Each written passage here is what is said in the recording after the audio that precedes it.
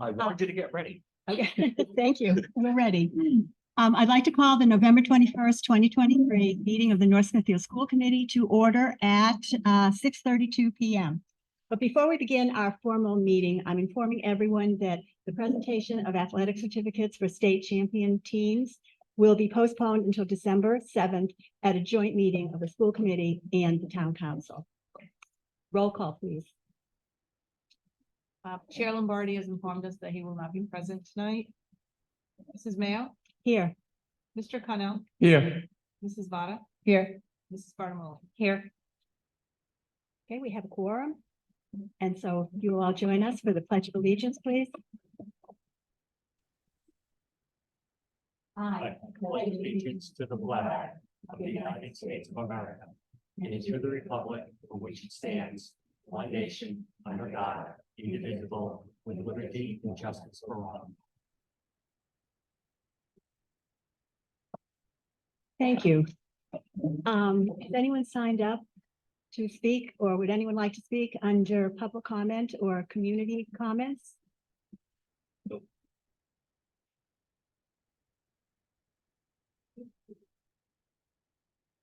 I don't see any hands. No?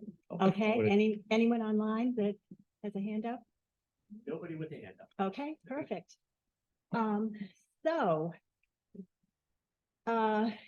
If no one has an objection, I would like to move up under new business, agenda item 6.2, which is a presentation by the high school students on absenteeism. So please join us. Make a motion. Oh, I'm sorry. Do we need to make a motion for that? I apologize. Would someone like to make a motion for that? I'll make a motion that we move up item 6. Is there a second? Second. All in favor? Aye. The ayes have it. So please come up. Give me a moment to switch everything over.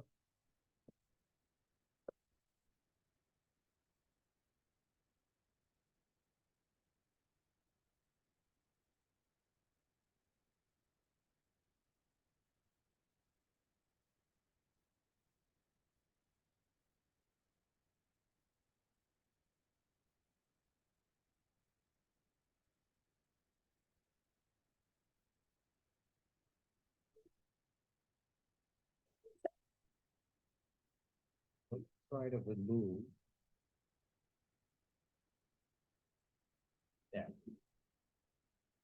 Good evening, everybody. I want to say thank you for allowing our student representatives from our school improvement team to have the opportunity to present at the school committee this evening.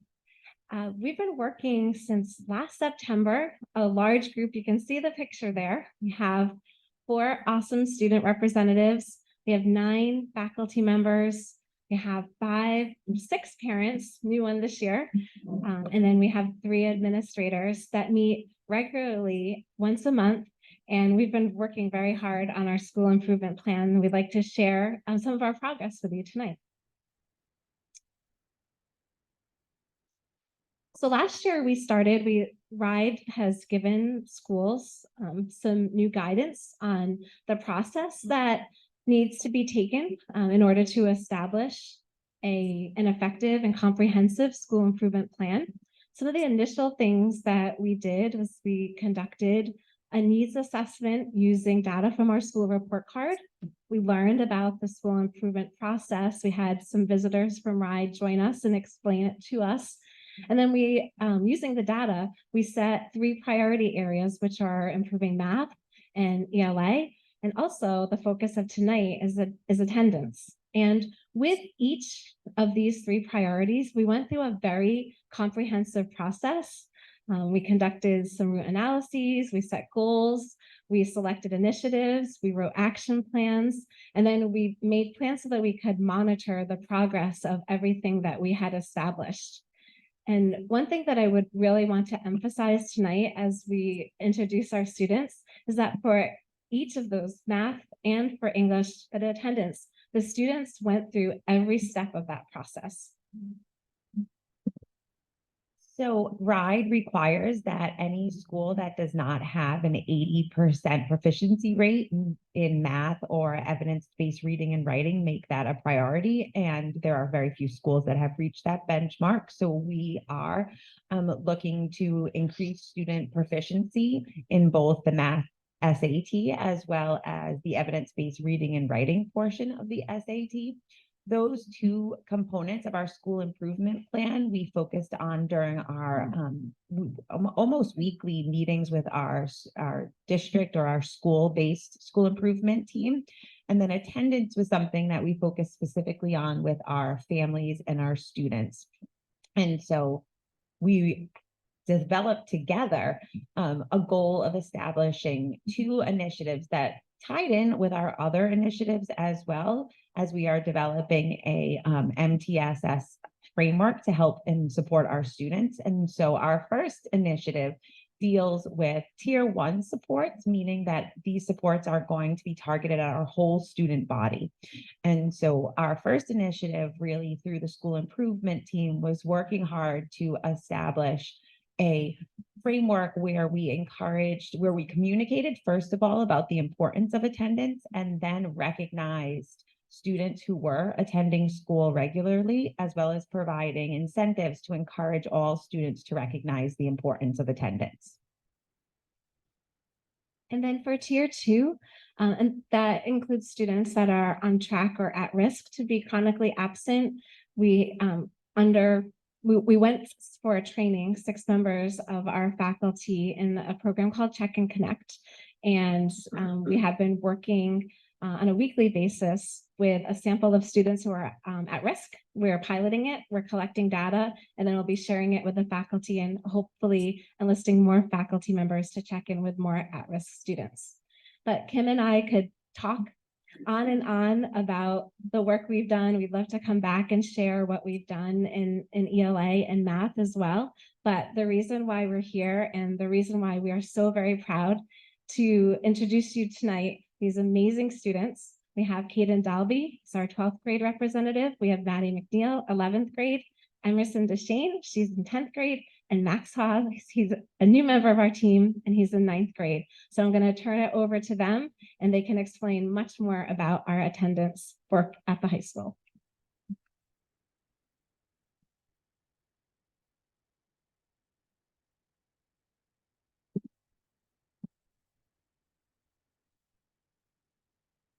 All right, so here's our school improvement plan. As Dr. Burns said, we are the student representatives for the school improvement team. I'm Kaden, this is Maddie, this is Emerson, and this is Max. And as Dr. Burns explained, we have a meeting since September of last year, once per month with faculty members, administrators, and family members to learn ways in which North Smithfield High School can improve attendance. For our school improvement plan, we created an attendance goal and we want to decrease the number of students that are currently absent from 21.8% to 18%. We take this based on data we collected last year and the data we continue to get this year.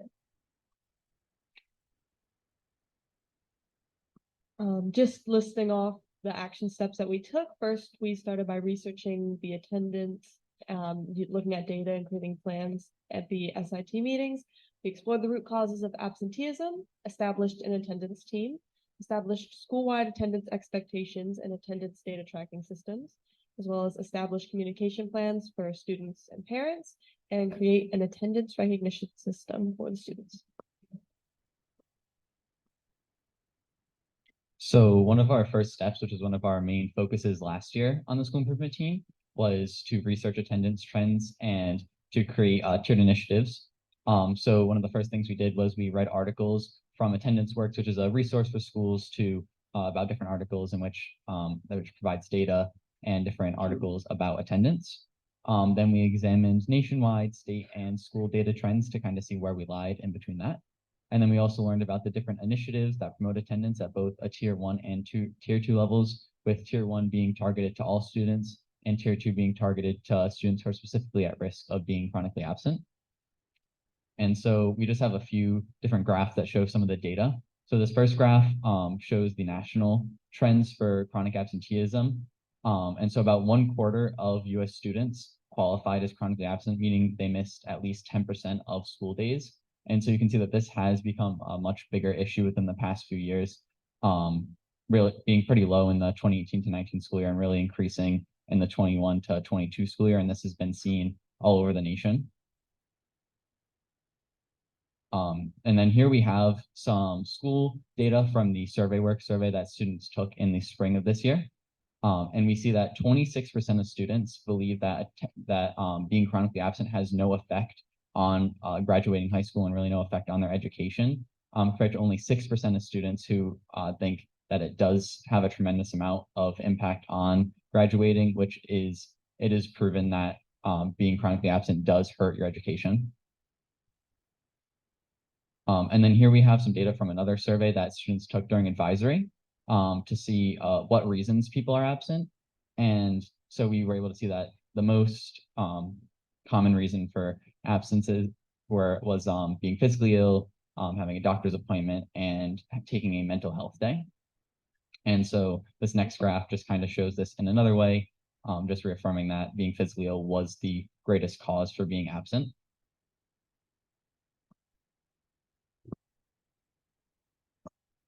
So, one of the biggest action steps that we took last year was exploring the root causes of the student absenteeism. We did this a lot with the teachers and students, and it was great because we were able to kind of understand why teachers felt students were absent and compare it to why students thought that they were absent, and kind of compare that in a nice fishbone diagram that we have. And this fishbone diagram, it's very neat, very pretty, and we were able to break it up into 4 different categories: student responsibilities, school and district, can't see that word, climate and culture, as well as teacher and instruction in classes.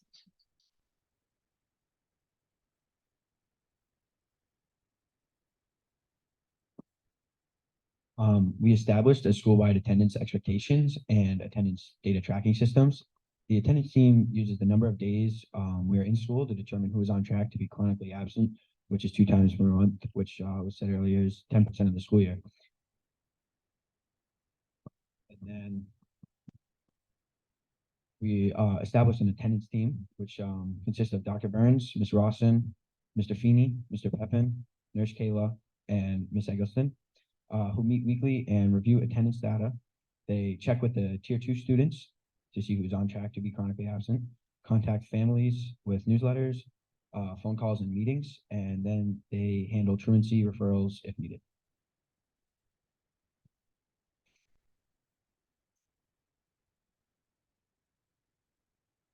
We established communication plans, and we opened up with opening of school messaging at the freshman orientation and all grade level assemblies on the first day of school. We have a family newsletter, which we have a featured attendance corner. We had an attendance booth at the open house, and we have lawn signs outside the high school to make sure students are getting in on time. And we just have positive attendance messaging all throughout. Here are some examples of the signs that we have: the newsletter, the attendance booth that we set up at Northman Night, and our slogan or motto, every student, every day.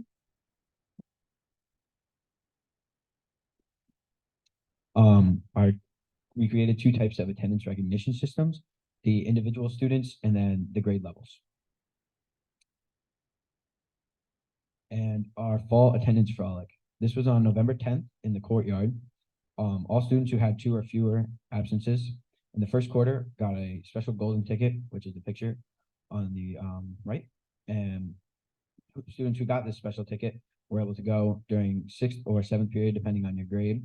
And there was hot cider, hot chocolate, cotton candy, music, electronics, friends, and backyard games. And it was just a free period off, almost like a fancier recess. These were some of the pictures from the attendance frolic.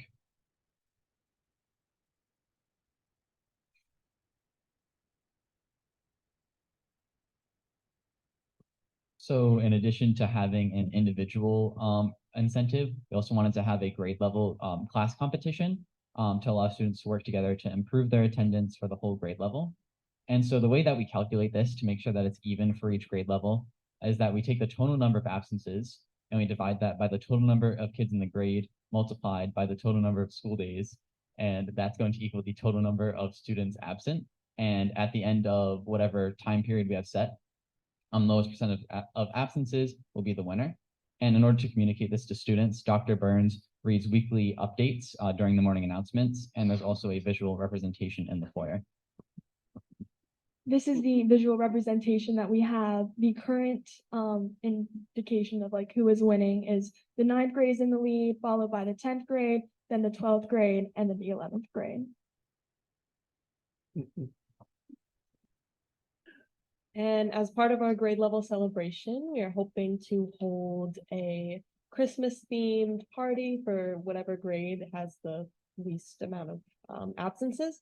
That's to be held the last week before holiday break. There's going to be hot chocolate, cookies, maybe even donuts or any kind of good food. And the grade that wins will get to have that during a period of the day. But this is our attendance plan, and thank you for listening. Thank you.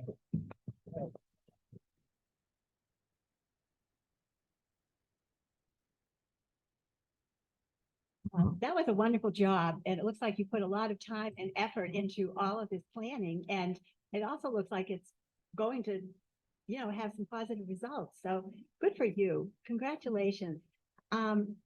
Seeing our students in action, your self-confidence, your knowledge, your willingness to participate and make a difference, it points out to me that North Smithfield is such a wonderful school system. It does so many things right, and we have so much to brag about. And you are 4 wonderful examples of that. So I thank you very much. Congratulations, and you just did a fabulous job.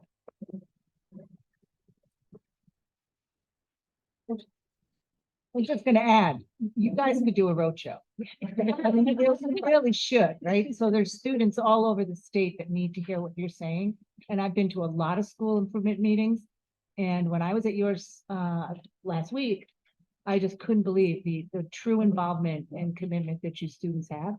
And I look at a lot of attendance stuff around the state as well, and you guys you're hitting it out of the ballpark. So thank you. And this will be up on YouTube and you will go viral. Oh.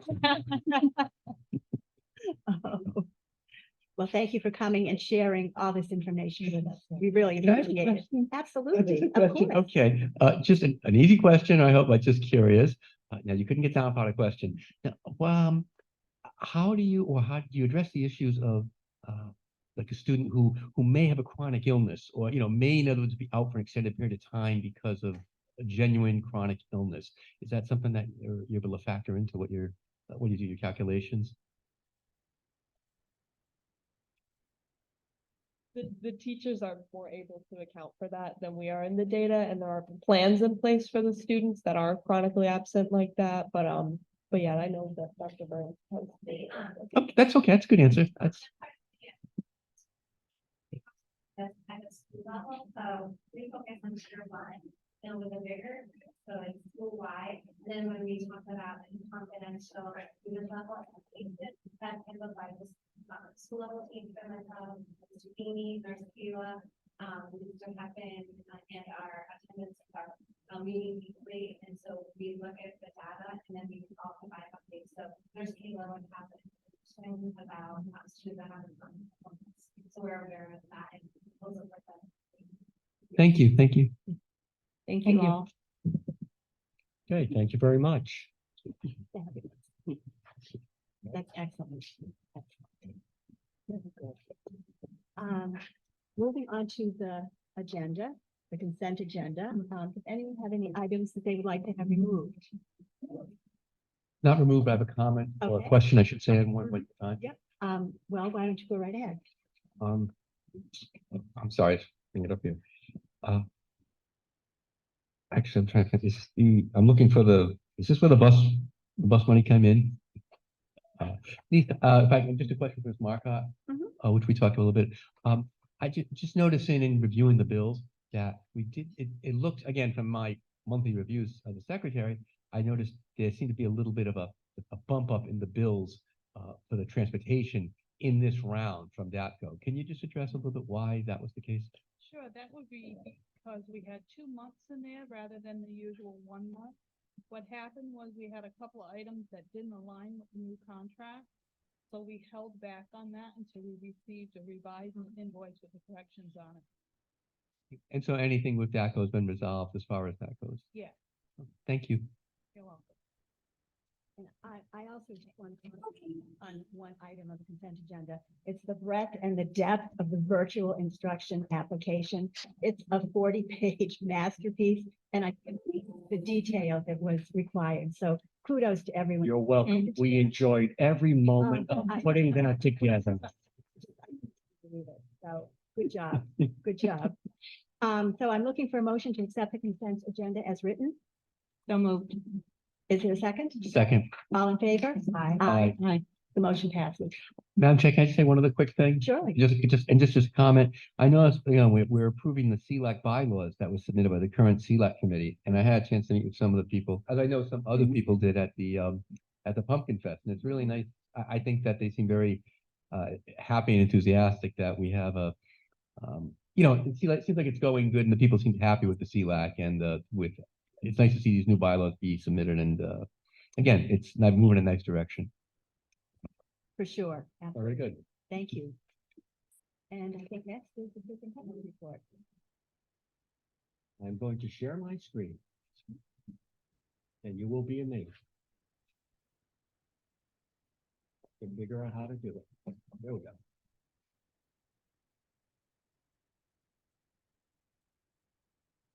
All right, so I'm going to just share with you some numbers as of October 1st this year and point out some trends that we're seeing in our enrollment.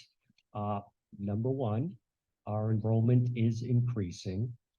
Last year, we were one of 10 districts in the state that saw an increase in enrollment. It was only 4 students, but most districts, their enrollment has shrunk. Ours grew. Last year, we were in October 1,619 students. This year, we're 1,663 students. So, but to point out a couple of trends here is that this year we had one of the largest kindergarten classes. We had originally budgeted for 5 kindergarten classes. We had to open 6 classes. Right now, there are only 3 spaces remaining, 3 seats remaining in our kindergarten. And I was talking with the principal at NSES, and we have 1 student coming back from a charter and another one possibly on his way. So 1 seat. All right. Contractually, we don't have to add another teacher because of, but what it's saying is that kids are coming in. The school is recognized. We do have a number of students who are starting out at the Mayoral Academy. It's not working out, they come back. So we're looking at that for next year's budget too, because we don't know if we're going to maintain the same 6 classes in kindergarten, and these kindergartners will move up into 1st grade. So we're just looking again at the trends in the bubbles as they come through. So, but even looking at the sizes of our schools, this year NSES is over 600 students. The middle school, just under 500.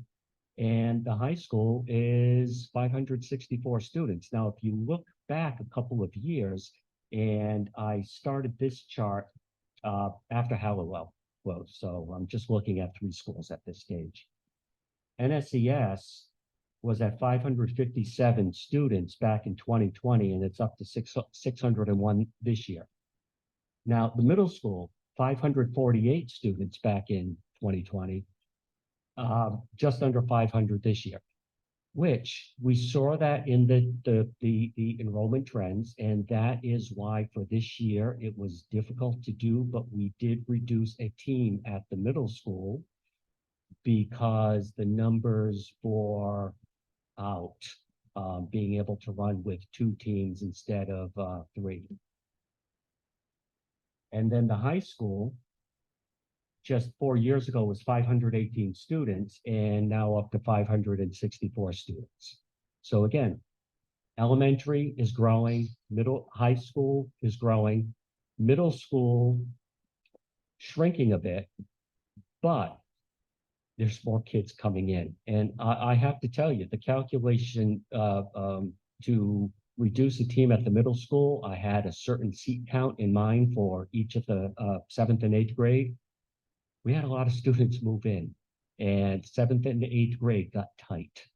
All right, not over the class size limits, the contractual limits, but some pretty big class sizes now.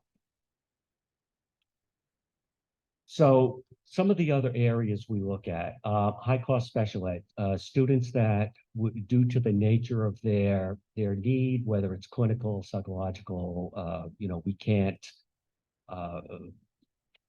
can't service them in district. They need highly specialized services.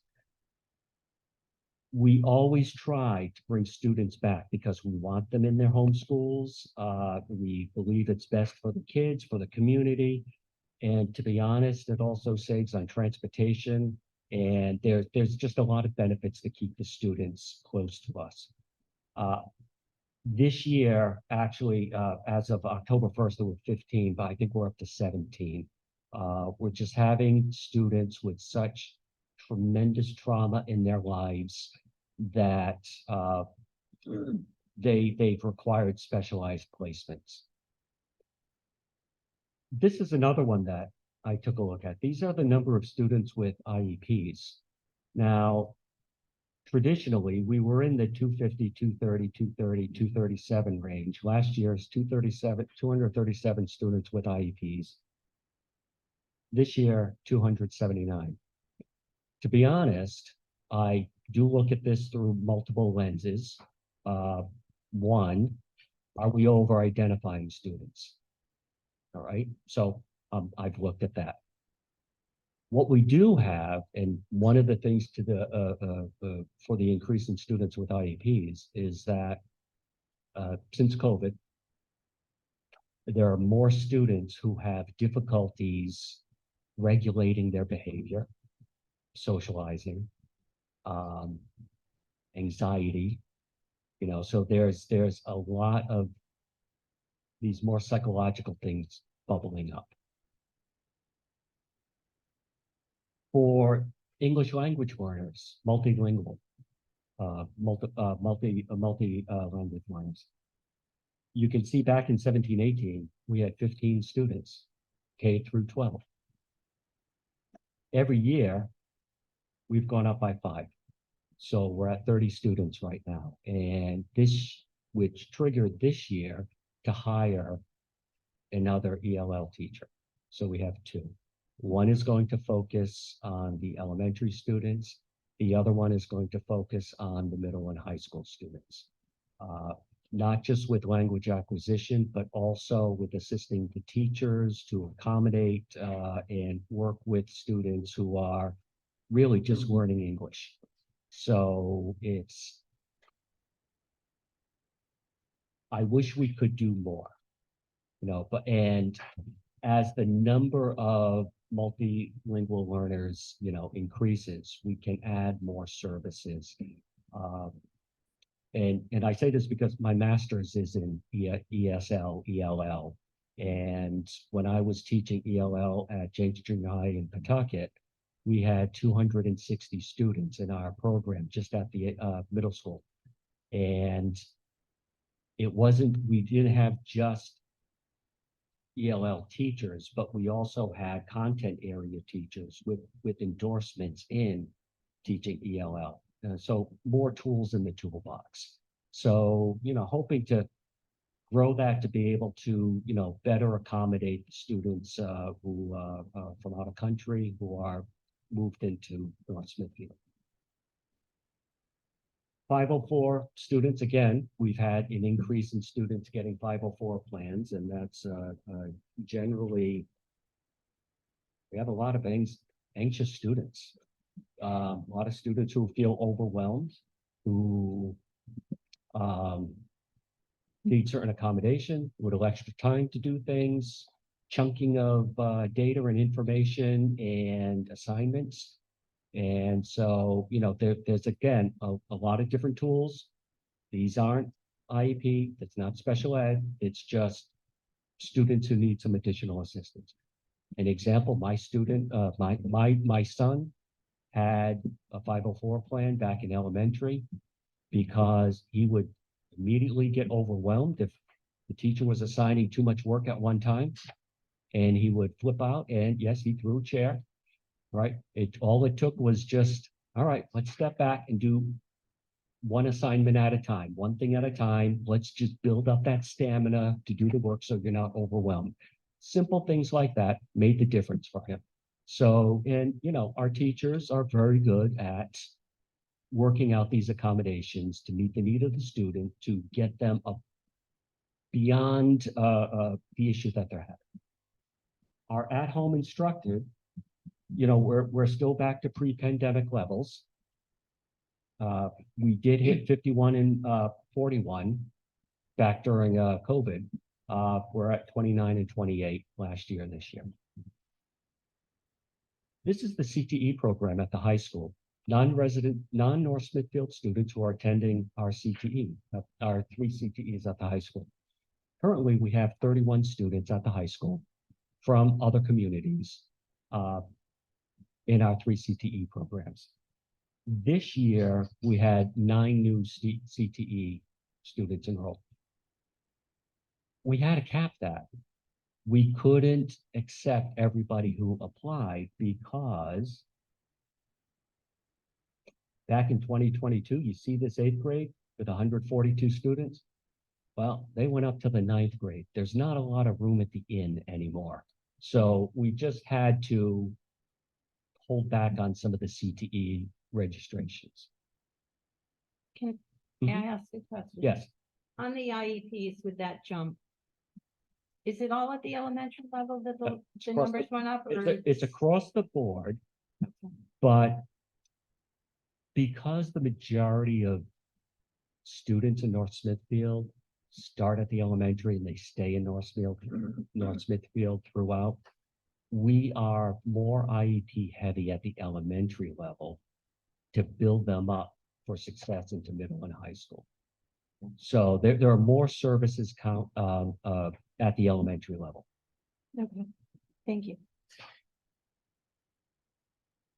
So withdrawals and summer withdrawals, we had 68 students withdraw from North Smithfield over the summer. And there's a breakdown of how many 30 came in from other communities. 9, for example, somewhere in here. Oh, no, this is the withdrawal. They moved to other communities. They went to private or parochial and so on. But for the new students, we had 68 leave, 90 come in. All right. And, and you look at the ELL numbers, we have 9 came from out of the country. So some of the things that we look at also, and we'll go more into this during budget, is that, we do take a look at what's happening in the town with plan development. So some of the things that we got from the town offices, there's a 30-unit residential condominium planned. This one right here is going to have a big impact on us, 128 single-family home development. Now, I don't know where in the process it is. I think it's been kicking around for a while, but it's the master plan has been approved. A 12-unit residential condominium, another 12-unit residential condominium, 2 new single-family housing lots, and another set of 2 new single-family housing lots. So we are looking at the available real estate and, and again, we'll have to work with the town to sort of plan around this, especially when this 128, development comes up. Now, the last thing I just want to share is we also look at students out of district tuitions. So right now, and I'm gonna share this out with you, and I'm sorry I didn't have it in your packet. So this is a historical breakdown by charter or vocational school or public school CTE. How many North Smithfield students are attending each of these institutions? And you can see the change over year. Some grow, some shrink. But ultimately, when we look at this, last year, we had 66 students attend one of these other schools. And I should say, we pay tuition for those students to attend. And so that's why we're very cognizant of how many kids. It'll increase this year to 73. Now, that's as of right now. But as I told you, sometimes students try out these other schools and they end up coming back. So this is actually in fact, I think, Lisa, you just updated this today because the number changes on a weekly basis. So, but this year so far, we've had 29 new enrollments out of district. So, you know, it's some of them are 4-year programs and they're there for the full 4-year. But this year we had 29 North Smithfield students apply to go to another district. So that's the enrollment report. We should have the some other information to you pretty soon, and certainly we'll have it for the joint town council meeting, and certainly all of this will be factored into the budget and budget projections that we will be presenting. Any questions before I turn it over to Claire? A lot of information. Mm-hmm. Very interesting, though. All right. Right. I will click. Good evening. It's our annual RICAS presentation. So I'm going to start with the first slide, and that will have the bulk of the information of how we're doing. And so if you want to look up at the screen, you'll see a summary of our RICAS results. And so RICAS is an annual assessment taken by Rhode Island students in grade 3 through 8 for English language arts, and we call that ELA, and mathematics. In English language arts, our district showed a 3% gain in the percentage of students who met or exceeded the standards, from 51% in 2022 to 54.3% in 2023. In ELA, North Smithfield is 21% above the Rhode Island state average and 12% above the Massachusetts state average. And I think it's worthy to note that last year we were 20% above the Rhode Island average and 10% above the Massachusetts average. So this data shows that we are not only improving, but we are improving at a faster rate. And that's what we want to see, the rate of growth. How many other, I mean, I don't know if you know this, but you almost never see math higher than ELA. So it's certainly not in North Smithfield. No, but I mean, even across the state, I'm wondering if you looked around to see if there were a lot. I'm not sure. I think you know that because I talk about it all the time, math, but we've had so many initiatives in the last few years, especially with our ESSER funds, but even prior to the ESSER funds, and we're really seeing the results of that. Yeah. We're really seeing the results of that. So in mathematics, our district has showed a 5% gain in the percentage of students who met or exceeded the standards, from 50% in 2022 to 55.5% in 2023. North Smithfield is 28% above the Rhode Island average and 14% above the Massachusetts average. And so again, it's worthy to note that last year we were 24% above the Rhode Island average and 11% above the Massachusetts average. So thus again, showing that we are improving at a faster rate than the average in Rhode Island and Massachusetts, which is pretty impressive. This is really the most important slide. So before I go on, if there's any questions, feel free to ask away. All right. So after sharing the data with you each year, typically I will say, okay, so from here, we're going to analyze the data, we're going to develop some initiatives and go from there. And so this year I thought I would share how deep we go with the data, and it's really just a snapshot of it. So I figured, and we're doing so much of this work actually starting tomorrow, because we have a professional development day tomorrow, that I thought I'd just show that to you. And so after reviewing the summary data, we're going to take a look at, we typically in the district take a look at each grade level, but I just picked one grade level to give you an idea. And so if you look up at the screen, this is just one example, and we're using grade 8 math. We first will look at proficiency scores for the grade level, and then review the proficiency over time, and we look for patterns and trends. And so you can clearly see that since 2017, we have made significant gains in 8th grade, showing a positive trajectory, and our students are scoring well above pre-pandemic levels. So they're signifying that our initiatives are working. And so we were 38% in 2017-18 of our students proficient, in this past year, 54%.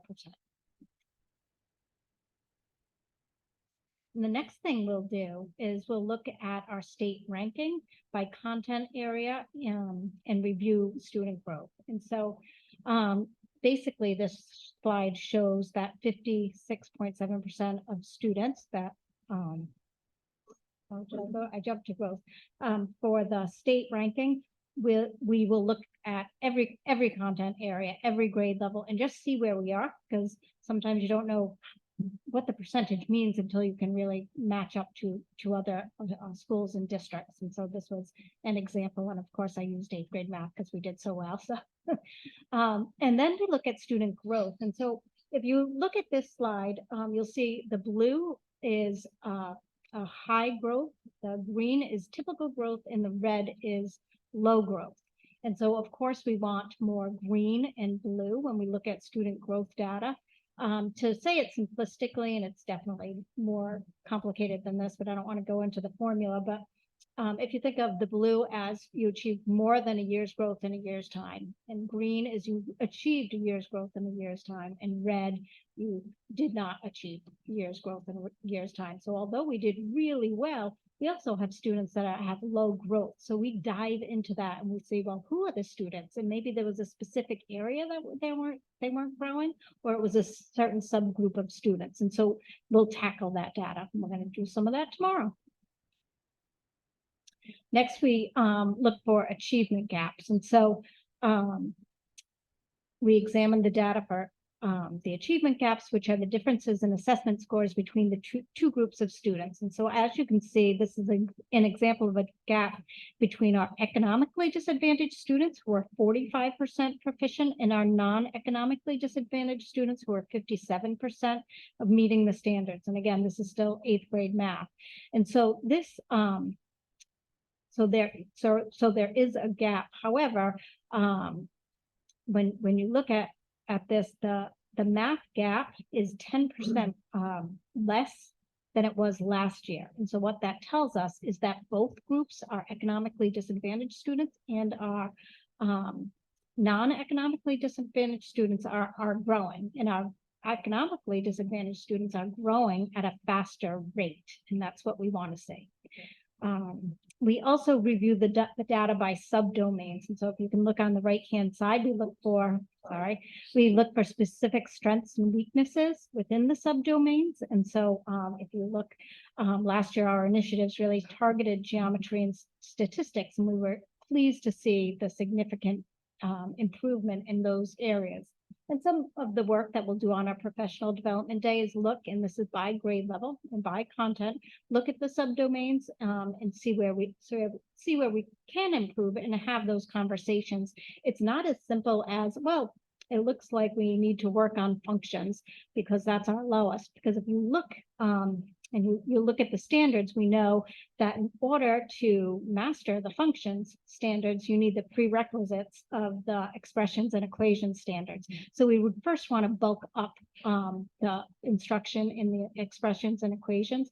And also you can see in the standards, there are some standards, not all standards are created equal.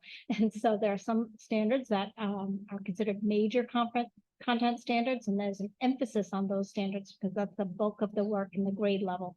And they're more important, just like multiplication in third grade is more important than knowing what a rhombus is in third grade. So the bulk of the work and the most important standards of the 8th grade is the number system, expressions, and equations. And you can see that the majority of the test is based on that. You can see it by the points and how it's spread out. And so from there, oh, go ahead. So I don't know if you know this from last year, but I noticed of your economically disadvantaged, not any of them are in the did not meet, right? All Right. 20 or at least. Yes, all partially 20 meet it, students. Which is amazing. So I'm wondering, is that a change from last year as well? So honestly, I don't know off the top of my head, but I'll go back and look. I would bet it Yeah, is. yeah. Like that's Um, to not have anybody. in Right, that well, we closed the category. gap and we both subgroups grew.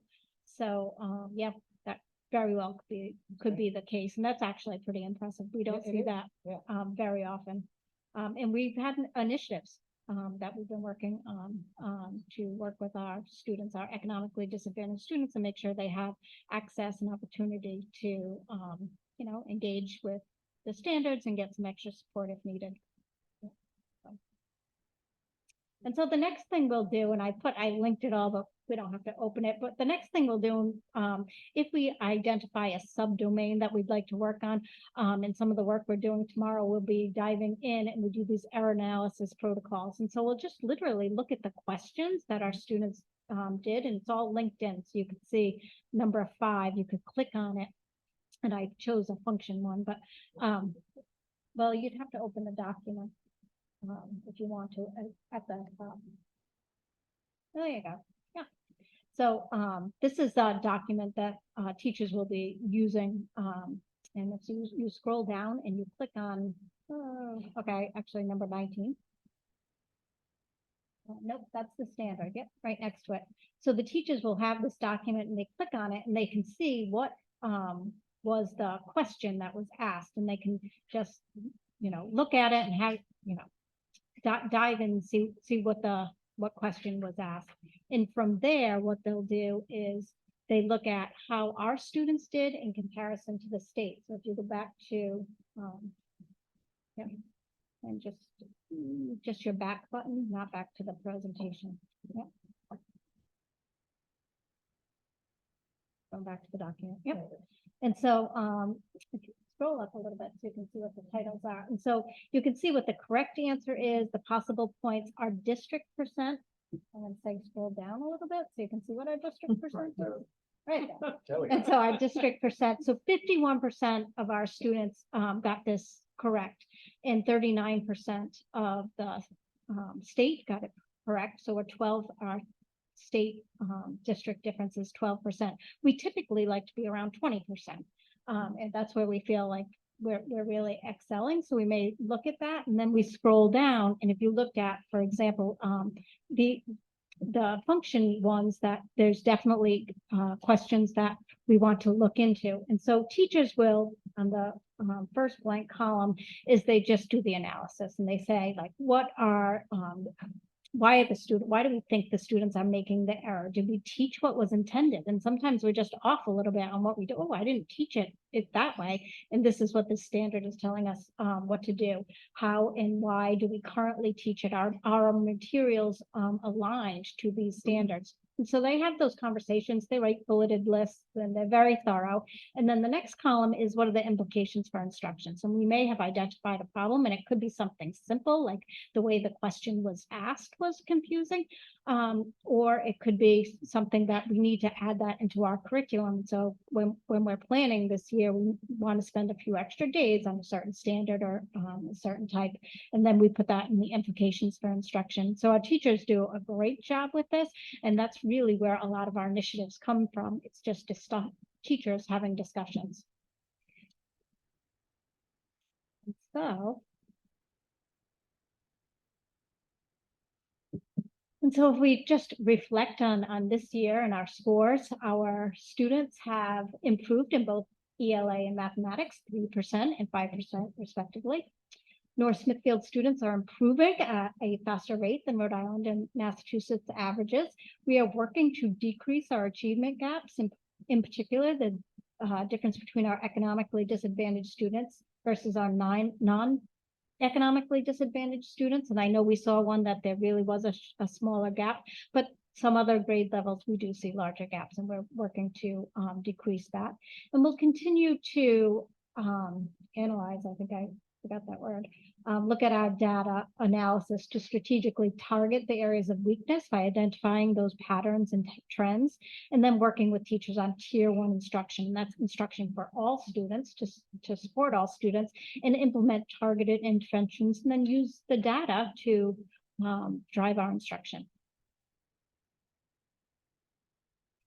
Great job. Thank you. Thank you. It's really all good news. It is. We're getting there. We really are. Excellent, excellent. I would just like to comment on the fact that it's a little different from what we had talked about, but I had the privilege of attending a community of practice day, and I know that you have done that also, Bill. And I visited some fabulous classrooms and saw wonderful experienced teachers and their teaching styles and their methods. And it emphasized for me, once again, as I told kids, what a fabulous school system we have. Everyone works so hard to make it so. And so I thank you very, very much. And Claire, you did a wonderful job organizing the whole thing. So thank you. And I appreciate that you came and Mr. Connell came. It was great to have you and just look at, teaching and learning in our district, K-12, and what we're doing there. So yeah. Absolutely. It's very obvious to me. So thank you. And if any other school committee member would like to do it, just shoot me an email and we'll add you to the next upcoming one. Did you want to say? Just to echo what you said. I did mine, I think last month, and it was great. It's informative. I echo everything the chair just said. It was really informative, and if you have the time, it's definitely worth it. It is nice to see, because we go to the 3 different schools, and you see a lot of different things, which is really good, really, really good. Thank you. Next, we have our informational section. I don't know if you have any comments. I actually just excited to welcome John, Alexandra, and Carmela to the team. John will be starting next semester, and so we're looking forward to that. And I have not met Alexandra yet, but she was so highly recommended in her interview. And Carmela is just lovely and wonderful. She's our new ELL teacher. And so met her last week, and she's going to be fantastic. So. Thank you. Good news again. Okay, old business. And any updates on 24 or 25 budget? Nothing new on 24. We're just still plugging along. FY 25, I included the new timeline for the FY 25 budget in your packet. Your review. All of the admin team is diligently working on the FY 25 budget. And at the next meeting, I'll ask you to select a subcommittee and set the January date for the first meeting. Very good. Do we have to vote to accept the timeline, or is that just a standard? Okay, thank you. Thank you. Okay. Under new business, I think the only thing we have is a list of school committee dates for 2024. Any discussion on this? And I'm sorry. I can just tell you, I won't be here for this February 13th meeting. I know that now. Anything else? Do we have to vote on that? Or, yeah, we do. Okay, okay. It gets published, so maybe we do. Okay, all right. So I'm looking for a motion to accept the dates as they have been presented. So moved. Is there a second? Second. All in favor? Aye. Aye, the motion passed. I know it just passed. I'm just gonna ask probably a stupid question. This was actually brought by the chair. He's had a chance to review these dates as well. No.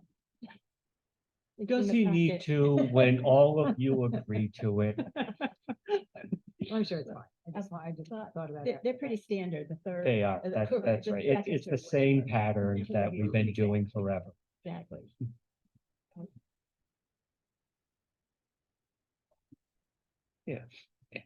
And the election doesn't, elections don't bother, we're after the elections, right, in November It's next after. year. Yeah, Mhm. but we're, Okay, then we're all set. And I think we're ready to move into executive session pursuant to Rhode Island General Laws 42-46-5A, job performance, and SASSP personnel matters. And Rhode Island General Law 42-46-5A2, legal advice regarding employee termination. Roll call, please. Mrs. Mayo, Oh, yes. Mr. Connell, yes. Mrs. Vada, Yes. Mrs. Barnamoli. Yes. And Mr. Lombardi is not present. Okay, I am going to pause the recording and turn off the sound in the video.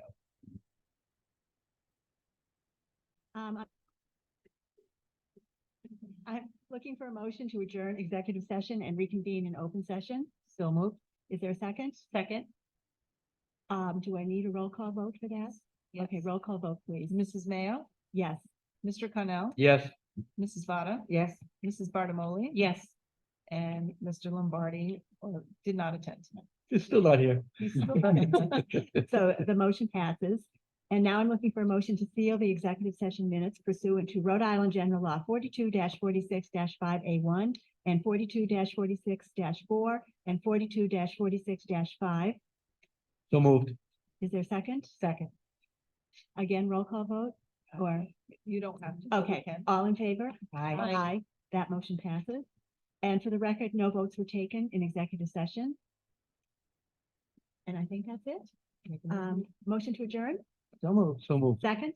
Second, all in favor? Aye. Aye. So we are adjourned and happy Thanksgiving, everyone. Happy Thanksgiving. Thanksgiving.